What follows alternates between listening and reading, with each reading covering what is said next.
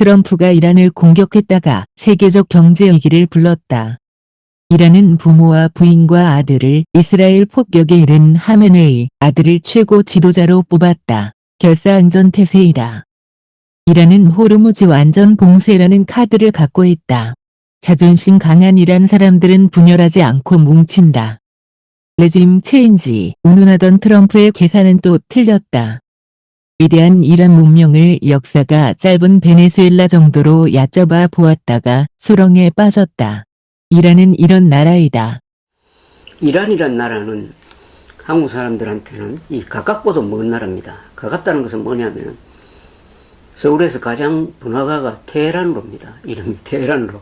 그러니까 이란의 수도 이름이 우리나라에서 가장 번화한 강남 한복판에 있으니까 아주 가깝게 느껴집니다. 물론 테헤란에도 서울로가 있다고 합니다.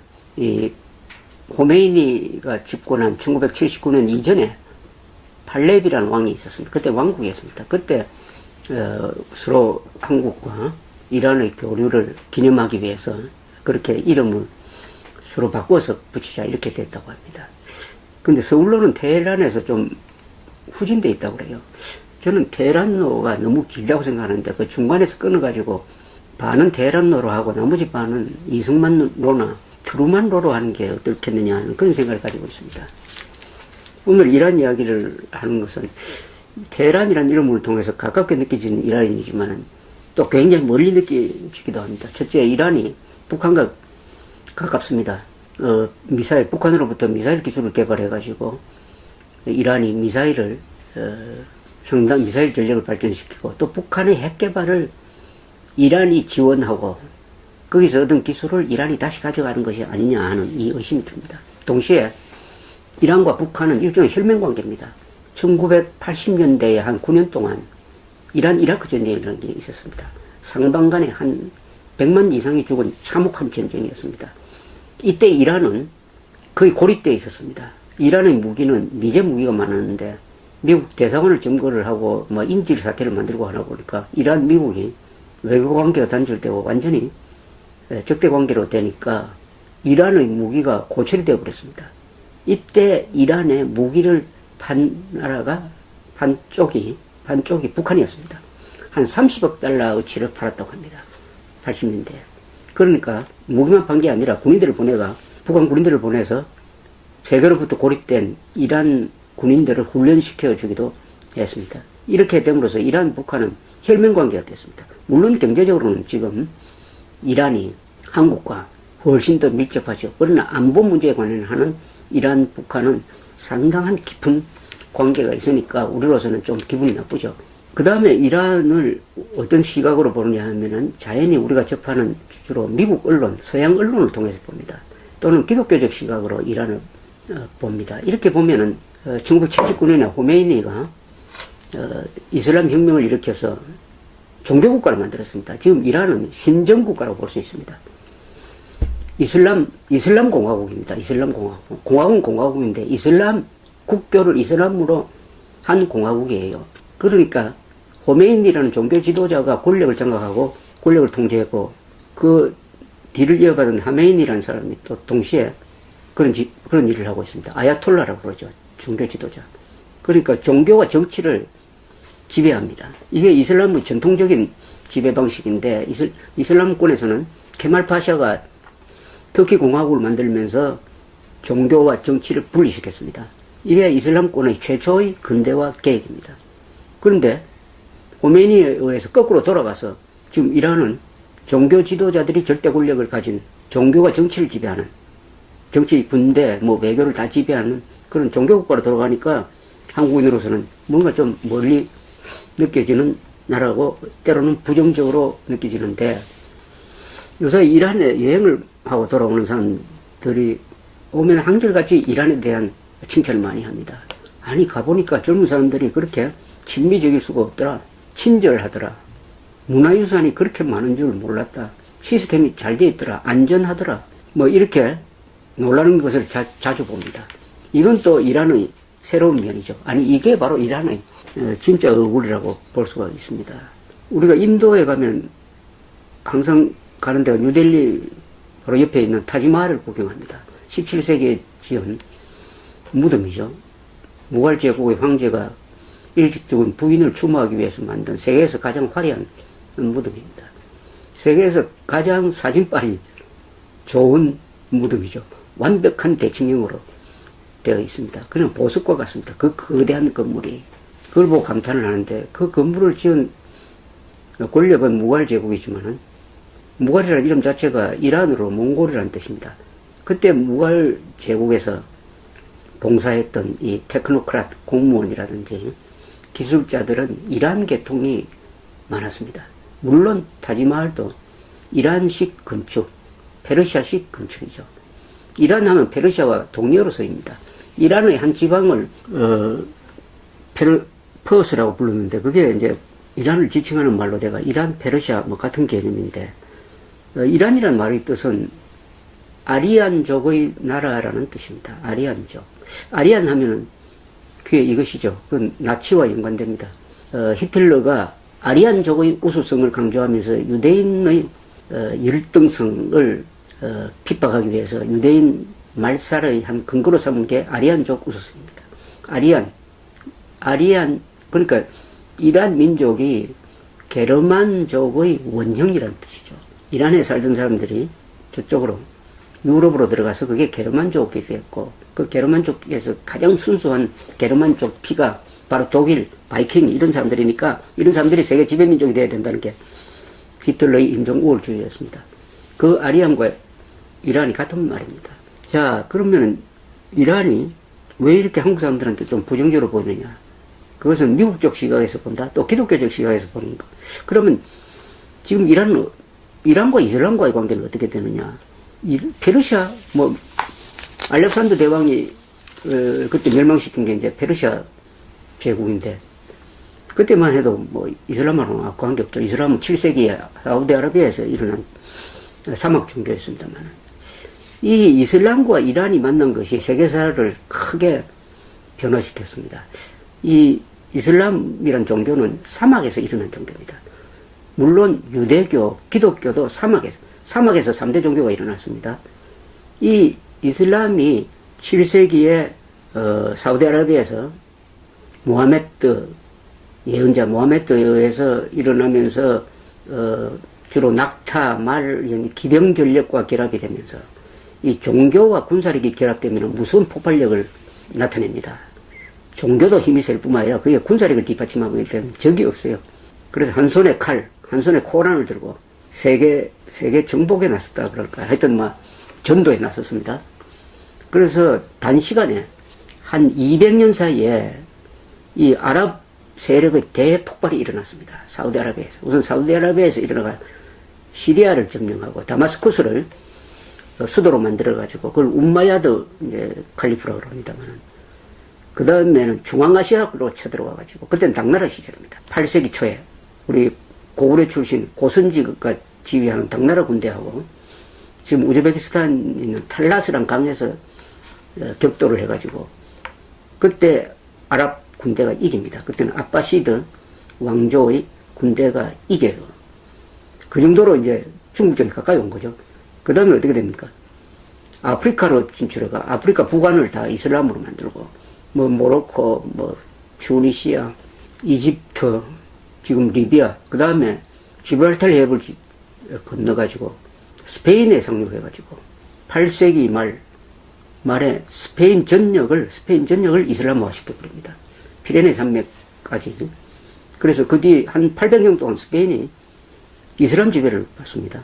어마어마한, 그러니까 아시아, 아프리카, 유럽에 걸친 대제국, 물론 통일된 시절도 있었고 분열된 시절이 있었지만 이슬람을 기준으로 하면은 대제국, 대세력군을 만드는 거죠. 인류 역사상 이 정도의 대폭발은 징기스칸이 등장한 13세기 초의 몽골의 대폭발과 비견됩니다. 자, 이런 과정에서 이란이 그 오랜 전통을 자랑하는 이 중동 세계의 가장 중심인 이란이 이슬람화 되어버렸, 이슬람에 의해서 정복되었습니다. 이란이 이슬람이 되었다. 그래서 이슬람의 중심지가 지금의 이란, 이라크로 옮깁니다. 그때의 칼리프라고 그러죠. 이슬람의 종교 지도자를 칼리프라고 합니다. 정치 지도자는 술탄이라고 그러는데, 이 칼리프 체제, 종교 제국 체제가 성립이 되는 게 그걸 아바시드 칼리프라고 합니다. 아바시드. 그게 바로 이란 중심이었어요. 이란, 이라크 중심이었어요. 그 수도는 바그다드였습니다. 이 아바시드가 대충 8세기, 9세기, 10세기, 전성기가 말이죠. 8세기, 9세기, 10세기, 11세기, 12세기, 13세기까지 한 500년 계속됩니다. 1258년에 몽골 군대가 와가지고 바그다드를 점령하고 수십만 명을 죽임으로써 이 아바시드 왕조는 허리가 꺾여버리고 나중에 이름만 살아가지고 그게 카이로로 옮깁니다만은 하여튼 이슬람의 전성시대를 만든 게 이란을 이슬람화시키고 그 이란 지역, 페르시아 지역에 아바시드 칼리프 제도가 쓴 바로 그 시기였습니다. 그때가 바로 유럽과의 문화적 차이가 가장 클 때죠. 그때는 이 아바시드 이슬람 세력이 유럽보다 선진되어 있었습니다. 또 더 선진된 중국 문화를 받아들여서 유럽에 전파하는 역할을 했습니다. 뭐 여러 가지 지금 딱 하나, 두 개가 있습니다. 두 개를 예를 들면은 종이 만드는 기술입니다. 종이 만드는 기술은 중국에서는 기원 전부터 발명이 되었습니다만은 그게 유럽으로 전해진 계기가 이게 8세기 초에 있었던 고선지 장군이 패전한 탈라스 결전에서 그때 이슬람의 포로가 된 사람이 바로 중국 종이 만드는 기술자였습니다. 그것을 이슬람 사람들이 데려가가지고 종이 만드는 기술을 더 발전시켰어요. 그 기술을 어디에 전하느냐 하면은 스페인으로 전합니다. 스페인이 당시에 이슬람 지배를 받으니까 특히 안달루시아 지방, 지금 그라나다, 코르도바, 세빌리아 이게 이제 안달루시아 지방인데 그쪽으로 전해서 그쪽으로 거쳐서 유럽에 비로소 종이 만드는 기술이 퍼져갑니다. 또 두 번째 폭약 기술입니다. 화약 기술. 화약 기술도 중국이 먼저 만들었습니다.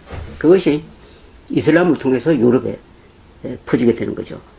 또 이슬람이 그리스, 로마의 어떤 자료 이런 것을 보존했다가 기독교가 판을 치면서 그리스, 로마를 잊고 있었던 유럽에 전해줬다는 뭐 이런 연구 결과도 있고 해가지고 어떻게 보면은 당시의 문명의 중심은 이 이란을 중심으로 한 아바시드였다.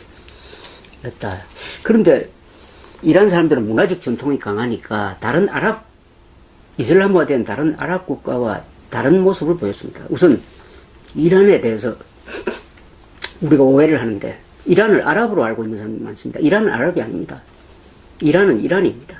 아랍이라고 할 때 그것은 아랍 문자를 쓴다는 뜻이죠. 아랍이란 말의 기준은 인종적인 기준이라기보다는 아랍 문자를 쓰고 이슬람이라는 뜻입니다. 그런데 이란은 이슬람화 되었지만 아랍 문자를 씁니다. 그러나 말을 포기하지 않았습니다. 표기만 아랍 문자로 할 뿐 이란은 자기 고유의 말을 유지했습니다. 아랍어화되지 않았습니다. 아랍어화되지 않았습니다. 이게 이란의 가장 큰 장점이죠. 시리아나 이집트는 세계에서 가장 오랜 문명인데 이 문명 국가도 아랍어가 들어오면 아랍화되면서 아랍어로 말이 바뀌어버렸습니다. 말이 바뀐다는 것은 사상이 바뀐다는 겁니다. 자기 정체성을 잃게 된다는 뜻인데 이란은 그렇게 해서 이란어를 보존을 했습니다. 이란어를 보존했기 때문에 이란 문명과 문화, 예술을 계속 발전시킬 수 있었다.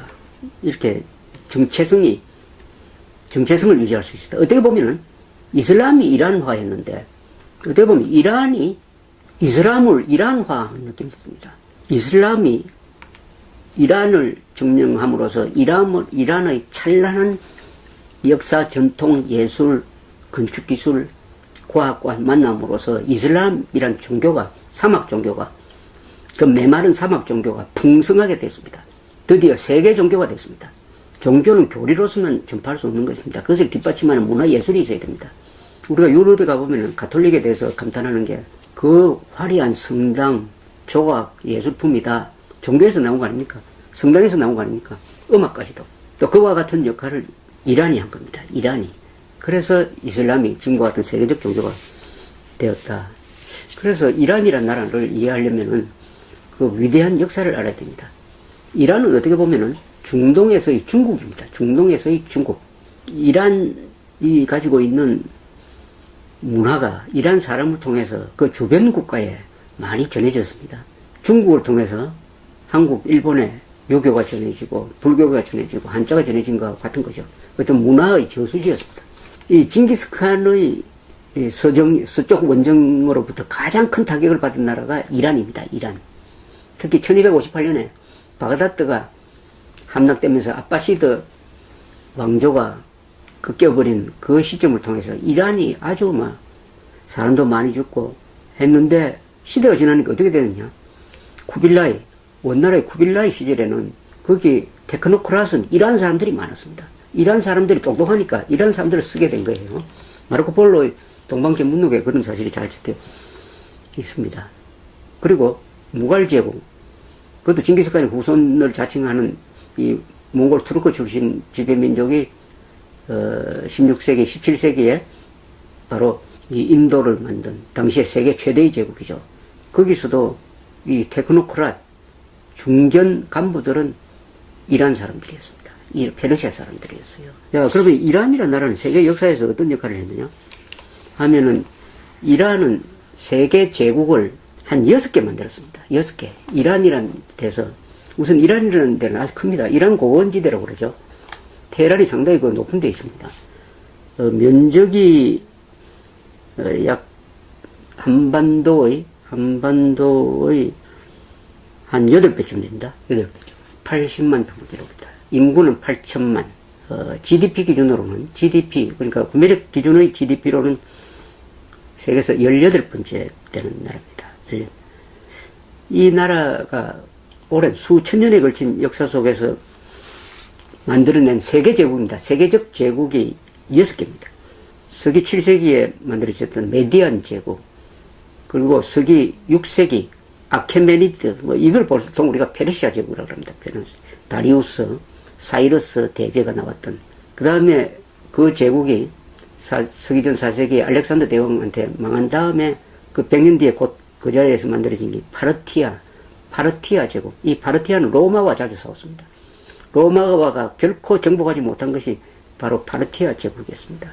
그 다음에 기원 후 3세기에 사산 다이너스티, 사산 왕조. 그 다음에 아까 말씀드린 대로 8세기, 9세기부터 한 500년 동안 번성했던 아바시드 칼리프 왕조. 그 다음에 16세기 초 1501년에 나온 사파비드 제국. 이렇게 되면 한 6개 됩니다. 그 중에서 이란을 근거로 해가지고 가장 영토가 넓었던 것은 아케메니드 엠파이어라고 불리는, 우리가 보통 페르시아라고 하는 제국이라고, 다리우스 하면 아시죠? 그리스를 쳐들어와가지고 그리스와 여러 번 싸웠던 그 영화 300이라는 영화에 보면은 그 시절의 이야기입니다만, 이 시절이 가장 판도가 넓었습니다. 이 아케메니드 엠파이어, 페르시아 엠파이어, 이 6세기경에 이 영토를 지금 국경 기준으로 불러보겠습니다. 어느 정도 큰지. 현재의 이란, 아제르바이잔, 아르메니아, 그루지아, 터키, 흑해 연안, 그리스 일부, 불가리아 일부, 시리아, 요르단, 이스라엘, 이집트 일부, 리비아, 사우디, 파키스탄, 아프가니스탄. 이게 전부 이 제국 안에 들어갔습니다. 그때 서기 전 480년입니다. 이 제국의 인구가 5천만이었다고 그래요. 세계 인구의 40%였답니다. 40%. 이 페르시아 제국이 그리스로 계속 쳐들어가서 그리스 도시국가하고 싸우죠. 그런데 그리스 도시국가가 지지 않았습니다. 그래서 또 아테네나 스파르타 이런 쪽에 단결을 해가지고 싸웠고, 거기서 스파르타의 용사 300명이 다수의 페르시아 군대하고 용감하게 싸우다가 전멸했다 하는 게 바로 영화 300이라는 영화의 소재가 된 유명한 전투인데, 그 300이라는 영화를 나왔을 때 이란 사람들이 화를 냈습니다. 우리를 이렇게 모독할 수 있느냐. 저도 그 영화를 한번 봤더니 참 미국의 이 할리우드에 있는 몰상식한 영화인들이 흥미 본위로 만들면서 스파르타를 사람들을 초인으로 만들고 페르시아 군인들을 멍텅구리 또는 괴물로 만드는 것이 아주 인종적 편견이, 문화적 편견이 들어있었다고 아주 기분이 나쁜 영화입니다. 그게. 그런 영화였습니다. 이란을 제대로 알면은 그런 영화를 만들 수 없을 것이라고 생각합니다. 자, 이런 세계 제국을 이란이 만들고 특히 이슬람을 세계적 종교로 뭐 끌어올렸고 한 이런 이란이니까 이란을 우리가 함부로 말할 수 없다 이런 이야기입니다. 어떤 나라가 크면은 그게 좋은 나라다 나쁜 나라다 이런 말을 함부로 할 수 없는 나라가 있습니다. 그건 너무나 크기 때문입니다. 그런 나라가 뭐 이집트 같은 나라죠. 이집트, 터키, 이란, 뭐 러시아, 중국은 더 말할 것도 없고 이것은 워낙 거대한 문명이니까 특히 이란은 지금 중동에서 차지하는 위치는 중동에는 보통 큰 나라를 이스라엘을 빼면은 군사강국은 뭐 이스라엘 핵을 가지고 있으니까 보통 세 나라입니다. 첫째 이집트입니다. 최고의 문명을 자랑하죠. 그리고 최고의 문명을 자랑하다 보니까 그 교육기관이 발달해가지고 카이로 대학 출신들이 이란 중동의 여러 군데에서 중요한 역할을 합니다. 이집트 인구가 한 8천만. 그 다음에 오스만 터키죠. 터키의 지금 터키 공화국, 터키. 그 다음에 이란입니다. 이 3대 강국입니다. 그 인구가 또 비슷해요. 국토 크기도 비슷하고 한 7천만, 8천만 이렇게 됩니다. 이 세 나라가 중심이죠. 정신적인 중심이기도 하고 군사적 중심이기도 하는데 다만 터키와 이란은 반대 방향으로 갔습니다. 터키는 오스만 터키가 무너지고 터키 공화국으로 재건할 때 케말파샤라는 영웅이 나와가지고 아타투르크 국부라고 불립니다만은 그 사람이 정교 분리의 근대화 정책을 써서 서구화하는 쪽으로 갔다면은 이란은 79년까지는 그런 서구화 정책을 쓰다가 79년에 팔레비 왕조가 무너지면서 호메이니가 집권하면서 다시 옛날 시절로 아빠시드 칼리프 시절 비슷하게 돌아가가지고 종교국가가 되었다.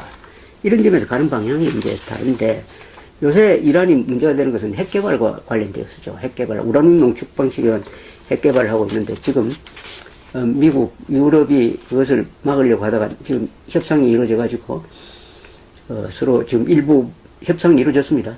그래서 그 협상을 통해서 우라늄 농축 활동을 상당히 좀 동결한다. 이렇게 이제 합의가 이루어져 또 아직도 미국과 이란 사이에는 그 적대 관계가 완전히 끝나지는 않았습니다. 지금 그 합의를 이루는 데는 지금 이란 대통령 로하니라는 사람이 큰 역할을 했습니다. 로하니라는 사람은 소위 개혁파 대통령입니다. 어제 이 로하니라는 사람이 제2기에 취임을 했습니다. 제2기 8년을 더 하기로 했습니다. 인상이 아주 부득하게 생긴 사람인데 이 사람도 호메이니의 혁명 때 젊은 나이에 말하자면 혁명투사 출신입니다. 이란을 이해하는 데는 이란 정치를 이해를 해야 되는데 이란 정치는 아주 이게 복잡합니다. 왜냐하면은 역사가 오래된 나라의 정치는 원래 복잡합니다. 그렇게 간단하지가 않습니다. 외교를 하는 방식, 정치를 하는 방식도 정교하다면 정교하고 복잡하게 합니다. 그게 특징입니다. 중국이 마찬가지 아닙니까? 중국의 외교나 정치가 단순하지가 않습니다. 복합적으로 종합적으로 하니까 수가 많죠. 이란이 그런 나라입니다. 그래서 이란 정치를 이해하기가 매우 어렵다고 합니다. 다만 이란 정치를 이해하는 데는 권력 구조 면에서는 세 가지 기구가 있습니다. 이란에서는 슈프림 리더라고 그래가지고 종교 지도자 카메이니 이 사람이 최고 지도자입니다. 종교 지도자입니다. 호메이니의 후계자죠. 이 사람이 최종 결정권을 갖고 있습니다. 종교적 그러니까 종교 집단입니다. 이슬람의 말하자면 성직자들이죠. 이 사람들이 최종 결정을 갖고 있습니다. 그 밑에 있는 게 혁명수비대라는 조직입니다. 혁명수비대는 호메이니가 혁명을 일으킬 때 앞장섰던 그 이른바 혁명의 전사들이 군대를 딱 장악을 했습니다. 정규군을 딱 장악을 해가지고 무력을 장악했습니다. 동시에 정보기관을 장악을 했습니다. 지금 이란의 혁명수비대는 물리적으로 통제를 하고 있습니다. 혁명수비대는 정부 안에 있는 또 다른 정부예요. 정보기관이 한 3개나 됩니다. 그리고 수사도 합니다. 뭐 민간인에 대해서는 정부를 무시하고 수사권을 발동할 수 있으니까 막강. 그 다음에 정부가 있습니다. 정부 기능. 이 로하니라는 사람은 정부를 대표하는 대통령입니다. 이란 전체를 대표하는 사람은 그분이 아니에요. 하메인이라는 이 다른 사람이 종교 지도자가 하고 있습니다. 그러니까 이 세 기구가 있습니다. 종교 지도자 그룹이 최종 권한을 행사하고 물리적 통제는 혁명수비대가 하고 그 다음에 행정적인 것은 또 외교적인 것은 이 정부가 하니까 삼두 체제로 되어 있는데 이 삼두 체제 간에 상당한 견제와 균형이 작동한다 이렇게 보는 사람들이 많아요. 물론 절대 권력은 종교 지도자가 갖고 있지만 혁명수비대가 사람을 잡아 넣을 수 있는 권한을 갖고 있지만 정부 권한 또한 무시할 수 없다. 이 정부에 일하는 사람들은 로한인이 등 이 사람들은 나라를 운영을 해야 되니까 깨어있는 사람들이고 대부분이 상당히 개혁 마인드가 있다. 이렇게 봅니다. 또 이란 사람들 사이에서도 특히 젊은 층이 상당히 친미적입니다.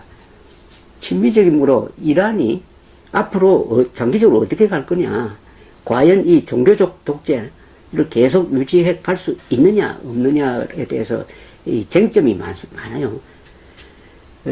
물론 팔레비가 무너진 것은 팔레비는 근대화 계획을 하면서 상당히 이란을 경제적으로 발전시켰지만은 그 과정에서 이슬람의 전통적 가치를 무시를 하고 무엇보다도 부패해 놓으니까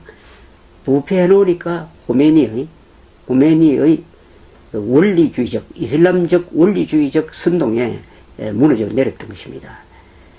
이 이란이 그렇다고 해가지고 뭐 북한식 전체주의로 간 것도 아니고 이란은 워낙 제가 그도 말씀드리지만 오래된 역사적 전통을 가지고 있고 특히 문화적 사상적 예술적 전통이 강함으로 이런 나라를 전체주의 국가로 만들기는 참 어렵습니다. 또 지금 말씀드렸던 대로 그 안에도 개혁 세력이 있고 또 몇 년 전에는 그 젊은 부정선거에 항의해가지고 학생들 중심으로 막 데모를 하고 한 적도 있습니다. 근데 그 데모 진압 방식도 시리아와는 다르죠. 시리아는 막 총질을 해대가지고 결국 내전으로 갔는데 그렇게 무지막지하게 하지 않았습니다. 진압 방식이. 그게 바로 이란이라는 나라가 가지고 정치적 어떤 고단수가 아닌가 그렇게 생각이 듭니다. 이란은 여기서 중요한 게 16세기에 사파비드 왕조가 들어서면서 국교를 시아파로 정해버렸습니다. 시아파. 시아파와 이 순니파는 같은 이슬람이지만 어떤 면에서는 철천지 원수지간이기도 합니다. 그 생긴 뿌리부터가 그 뭐 암살이나 뭐 이런 걸 통해서 파가 나눠졌기 때문에 시아파는 소수입니다. 전체 이슬람 16억 이슬람인 중에서 시아파는 한 15% 정도 될까요? 그 가장 시아파가 많은 데가 이란입니다. 이란. 그 다음이 이라크죠. 지금 이라크는 미국에 애서 들어가가지고 사담 후세인 몰아냈는데 지금 이라크는 사실상 이란의 식민지로 변해가고 있습니다. 인구도 적고 이란 옆에 붙어가지고 그래서 이란, 이라크가 시아파의 본산입니다. 그리고 시아파가 소수면서도 정권을 잡은 데가 있습니다. 그게 시리아입니다. 시리아에 있는 시아파는 알라위파라고 불리는데 15%밖에 안 되는데 군대 정보기관을 통해서 시리아 인구 한 2천만 되는 시리아를 딱 장악하고 있습니다. 순니파가 80%입니다. 그래서 이 시아파의 단결로 해가지고 아직도 그 아사드 정권이 무너지지 않고 이 아사드 정권을 뒷받침하고 있는 게 같은 시아파인 이란이죠. 이란. 그리고 순니파의 본사는 어떻게 보면은 현재로는 사우디아라비아라고 볼 수 있는데 사우디아라비아는 반군을 또 지원하고 해가지고 시리아 내전은 이란과 사우디의 대리전 비슷하게 시아파와 순니파 사이의 종교전 비슷하게 그런 양상으로 지금 전개되고 있습니다. 이란은 헤즈볼라라든지 몇 개 테러 단체 그리고 시리아의 아사드 정권을 지원을 하고 있습니다. 한때 이란이 핵개발이 진행될 때 미국이 군사적 공격으로 이란의 핵을 제거할 수 있느냐 하는 것을 검토한 적이 있는데 결론은 불가능하다는 결론이었습니다. 왜냐하면 이란을 군사적으로 공격하면 이란이 미국에 대해서 쓸 보복수단이 많다는 겁니다. 보복수단이. 거기는 테러 조직도 있고 지하드를 명분으로 내건 사람들을 동원할 수 있는 능력이 있는 거예요. 동원할 수 있는 능력이 있는 나라입니다. 이 수단이 많은 나라. 그리고 워낙 국토가 크다 보니까 경제 제재가 먹히지 않고 더구나 기름이 나오고 기름 매장량이 이란은 세계에서 두 번째 아니면 세 번째입니다. 이런 나라고 하니까 이란은 함부로 다룰 수 없다. 미국의 제재가 전혀 먹히지 않는 나라가 세계에서 두 나라라고 합니다. 하나는 프랑스고 하나는 무기 체제가 완전히 다르니까 이란이라는 그런 말도 있습니다. 이란 이야기를 말씀드린 것은 이란을 제대로 이해하지 못하면은 중동을 이해하지 못하고 그리고 세계 정세를 제대로 이해하지 못하게 된다. 이란, 페르시아, 이란은 한마디로 위대한 나라고 세계사에 남을 만한 문화도 남기고 그리고 이슬람이란 이 사막 종교를 세계적 종교로 풍성하게 키운 업그레이드한 것이 나라이고 더구나 페르시아로부터 페르시아 그 앞에 메디안, 페르시아, 파르티아, 아빠시드 이쪽으로 사산, 사파비드 이런 식으로 세계 역사 속에 남는 6개의 대제국을 만든 그 이란 수도의 이름이 한국 수도 한복판에 테헤란이라는 거리 이름으로 존재하고 있다. 그래서 그런 점에서 가깝다. 그러나 이란을 잘 모른다는 점에서 멀리 있는 나라다. 조금 더 이란을 가깝게 느껴보자는 차원에서 말씀드렸습니다. 감사합니다.